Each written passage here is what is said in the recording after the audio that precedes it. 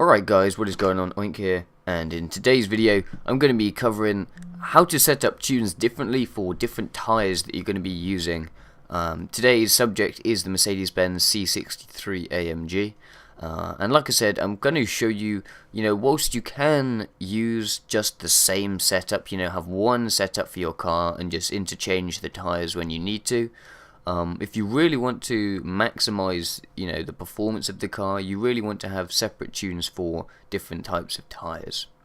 So if I just go into my settings here, I've set up 3 different settings sheets, one for comfort, one for sports, and similarly one for racing. And you can see down the bottom right, each time I've used the soft tires in each category. So we've got racing soft on the racing, sports soft on the sports. You get the idea.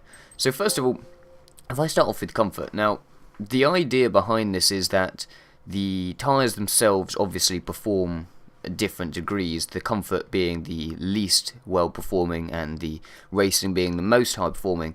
And the idea is that on the racing one, the tyres are doing a lot of the work for you. They have so much grip in themselves that they're doing so much of the work without the rest of the car having to sort of create that high performance level. The tyres themselves are bringing the high performance, and it's the reverse for the comfort. With the comfort tyres, they're not really contributing that much to the overall performance of the car, so you need to set the car up so that the rest of the settings are really providing that performance. So if we start with ride height then, with the comforts, you really want the suspension to do a lot of the work as opposed to the tyres doing a lot of the work. And for the suspension to do a lot of the work, they've got to be relatively soft. With the stiffer suspension, they've got less room to move, the car can move around less, and because you've got less grip on the tyres, it's really going to sort of have a negative effect on the overall performance. So because of this, you don't want to drop the ride height too much. If you drop the ride height too much, this car goes to a -30 maximum. If you drop it too low, then the suspension won't have enough space, they won't have enough room to actually, for the suspension to come into play as much as it needs to do. So you want to have this, the ride height reasonably high. So obviously I've dropped it a little bit because generally that lower center of gravity gives us a nicer performance and generally better handling, but only a little bit so that the suspension has got plenty of room to play around with. The spring rate then, you can see it's relatively soft. I've gone 7 on the front and 5.8 on the back. Now obviously this is a rear wheel drive car. You always need to be wary of that, so it is more likely to be oversteering. So to prevent that, especially with these particularly low grip tyres, I've gone with a bit softer at the back so that you can keep a nice amount of power and it's not going to be skidding out too much. You can put enough power down coming out of corners without having to worry too much about the car just oversteering and spinning out. Especially as with the comfort tyres, if you do go into a spin, it's a lot harder to control than with, say, sports or racing tyres. Now with the dampers, both extension and compression, again, they're relatively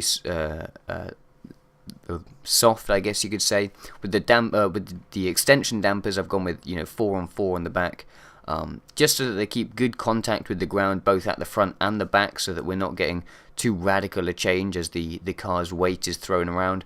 And with the compression, one with 5 on the front and 3 at the back, again just so that as they compress at the back, it's relatively soft, so we're keeping most of the power at the back then, so we can keep a good amount of control.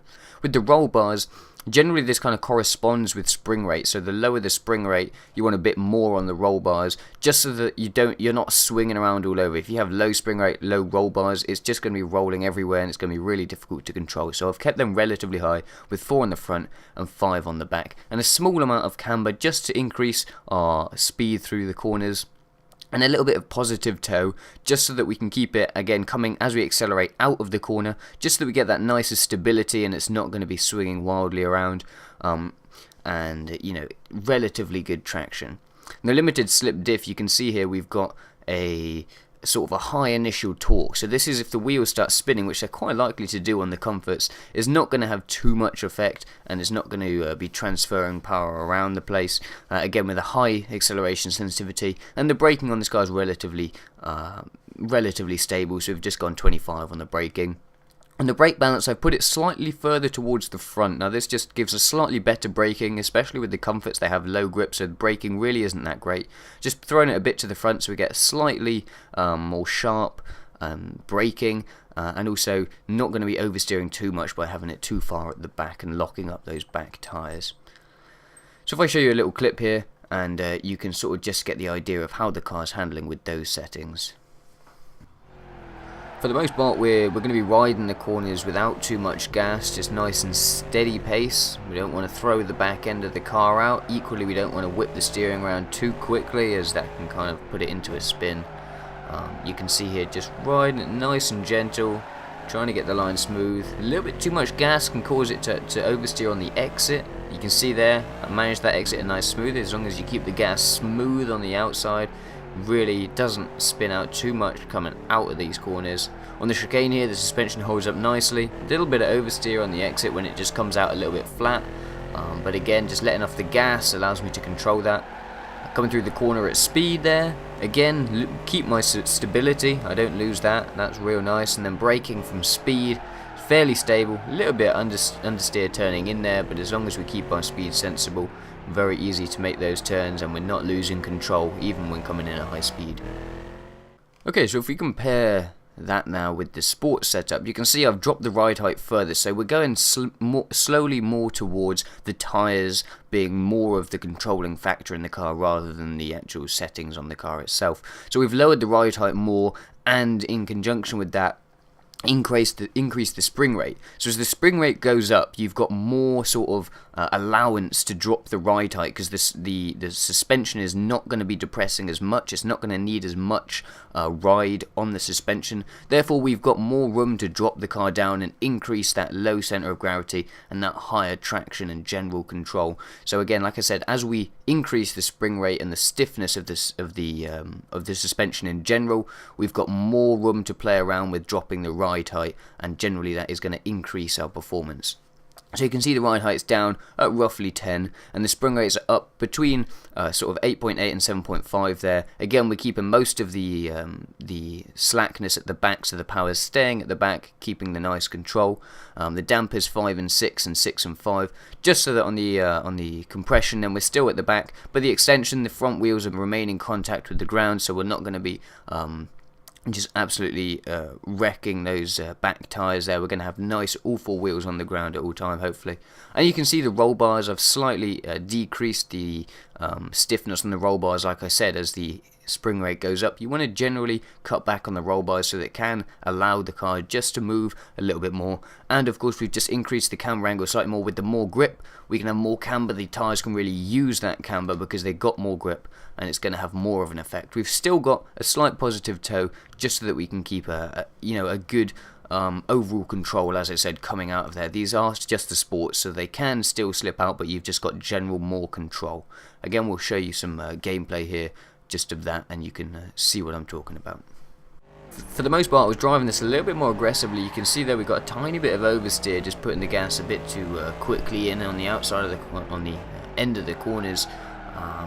Again, it's not the biggest problem because we've now got a lot more grip. It's very easy to control it if we do go into a slight bit of a slide, and we can keep our speed relatively high despite, just slightly losing control at the back there. You can see we're quick through the chicane, and again keeping control when the car does just slide out a little bit, and also maintaining really a nice amount of speed through the high speed corner there.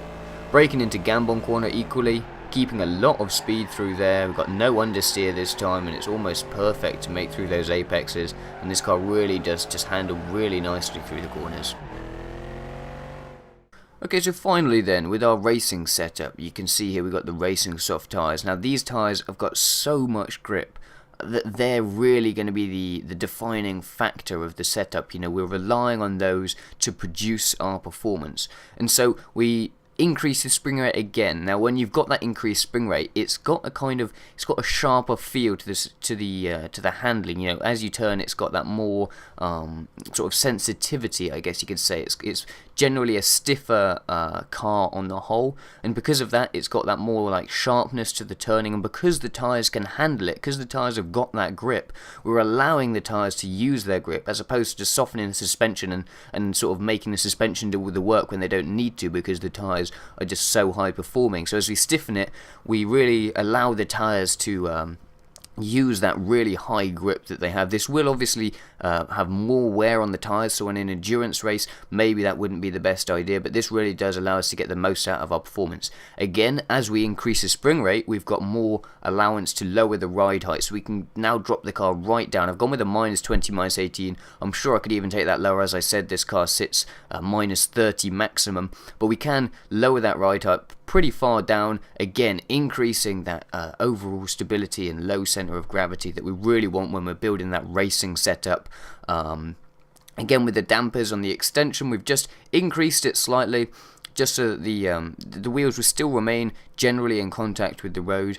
We've got an equal balance there, and with the compression we've gone 6 on the front and 7 on the back. I just found that as these tyres get really good, we kind of lose that oversteer that it really had on the comfort tyres and a bit on the sports tyres, and it really just starts becoming a real racing monster. And so we've kind of allowed it to have a little bit more oversteer, a little bit more turning capability, and so we've just gone one down on the front compression just so that we're getting a little bit more grip on those front tyres. Similarly, as I said before, with the spring rate going really high now, we've just lowered the roll bars just so that we know we're keeping it, we're allowing the car to move when it needs to move, and in that sideways direction you do want it just to roll a little bit so that the tyres get a nice grip as you're coming around the corner. It's important then to notice on the limited slip diff, I've decreased the initial torque fairly significantly. Again, this goes well with the camber angle. As we come out, the car might just be pitching over to the side, and the outside wheels might be, just mainly in contact. The inside wheels may be lifting very slightly, and so the initial torque is kind of low. We're just making sure that the differential isn't going to cause too much of a problem as we come around the corners. So I've decreased the acceleration sensitivity just a bit. Again, the braking is fine, left at 20. That handles just nice. We've also gone with a slight negative toe angle. Again, as I said, now we've got such high performance on the tyres, we can really start to increase its turning capability. So I've just gone with that slight negative toe. We've still got a positive toe on the back, so again we've got that nice stability coming out of the corners, going in a straight line. We're not going to lose too much control. So again, I'll show you some gameplay from that, and you can see the difference that these tyres will make. You can immediately see that this car really has got some serious pace. Coming through the corners here, I'm braking fairly late, still keeping a nice inside line, quick on the outside. I'm hitting the gas almost 100% there, and there's no oversteer. Coming through the back of Hammerhead here, we just get a little bit of slide, but again with such high grip, I can keep my foot right down on the accelerator and just pull it back straight and not lose any time there. And it's just so fast through the corners, I'm not letting the gas up at all. Braking in, again fairly late, we can turn in late, no understeer, easy to get the apexes there, again keeping speed really nicely through the corners. So that pretty much sums it up. I mean, I hope you guys have found this video helpful and enjoyed it. Sorry it's been a bit longer than my usual sort of 10-minute limit, but last time I had a lot of feedback on my last tuning video saying, keep it long, we want to know all the details, so I've left it all in there for you. Hope you found this helpful, as I said, and I'll catch you guys next time. Oh, I've kept you guys long enough, so I'm just going to be really brief, but I got to get in my gift shoutouts, so I'm just going to run through this real fast. Thank you to all of these guys, by the way. I've got Chris Fax Forever, Jabba Boy, Doogie Afro Man, Jayco, CR Tate, American Muscles, another Chris Fax Forever, DMR84, Skills 45, whatever, GT5 Samurai, Santa Barbara, CR Tate again, DMR84, and the PB Stig. So, like I said, thanks all for those gifts. I'll catch you guys later. Peace.